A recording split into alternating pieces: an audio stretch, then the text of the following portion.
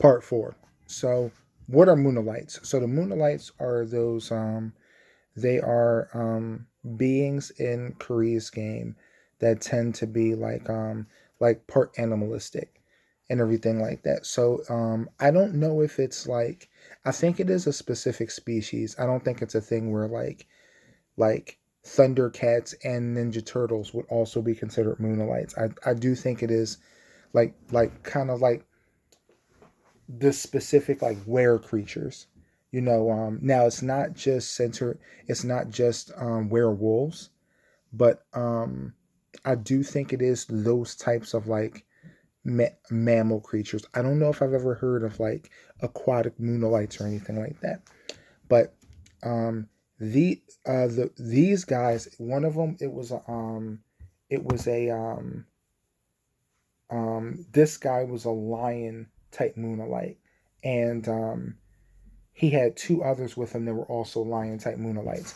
This guy was very strong though, and he had an axe. So when I'm coming up on him, he sensed, if I'm not mistaken, he sensed like in the range of the wolves, but considerably stronger. So where they're in the SS4 range, I would put him like on the upper end. I don't think the DM said he was a 5, but he was definitely stronger than the wolves. So when I when I felt that, I was like, oh fuck that. So I made a sharp cut like down this corridor. And so I'm flying down this one corridor. I make a sharp cut, and when I make the cut, he's right there. I'm like, fuck. So I stop. I go immediately into talk. Run, talk, run some more. Then when can't run, you talk. Then you talk about running. Then you run while talking. And when all that fails, you talk, talk, run, run, run. Then you fight. So I stop and I'm like, hey man, listen, I'm not your enemy. And he's kind of like on the tip, like, well, you seem to be traveling with my enemy. He's the enemy of the vampires. So I just lay cards on the table. Listen, I am not like, listen, this happened to her, and we are enemies of the disciples of the prime Draculas. This was obviously risky because he could have been bullshitting, or maybe he likes some vampires and not others. Letting out this information was definitely a risk, but I figured, fuck it. I'm in a bad situation. The information is the only cards I got to play. I'm gonna throw them out there. So, um, and I'm like, listen. Also, I can turn her back, and that seemed to really interest him. He was like, prove it. And I'm like, okay. He while I was holding her, he cut my arms off. So I so, so now I'm in the level. So stuff like that is not that's not going to throw chaos and a shock, or I'm not going to start bleeding out or anything like that. So my healing, so I while we were talking, I summoned my arms back to me, and I'm healing them while we're talking.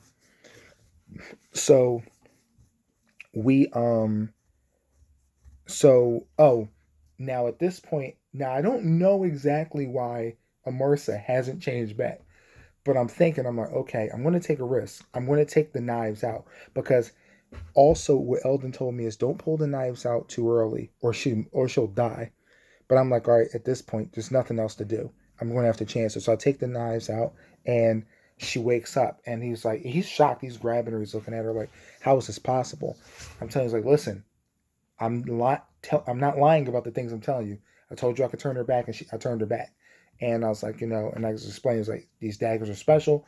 Take them if you want to. And um, he was he was definitely like with that.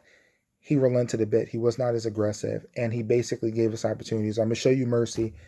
Go ahead and leave the planet. Not because normally he would have killed us. And I was saying, I was like, listen, I'm fine with that, but we don't know how to leave. He's like, all right, I'll send an envoy for you. So he or he'll send a guide. So he leaves, and he did give me his name, but I can't remember, and I'm not sure if I have it written down. So he leaves, and eventually this guy named Vivo shows up, and before Vivo shows up, me and Amarsa attempt to find Nas, and we do a couple of things.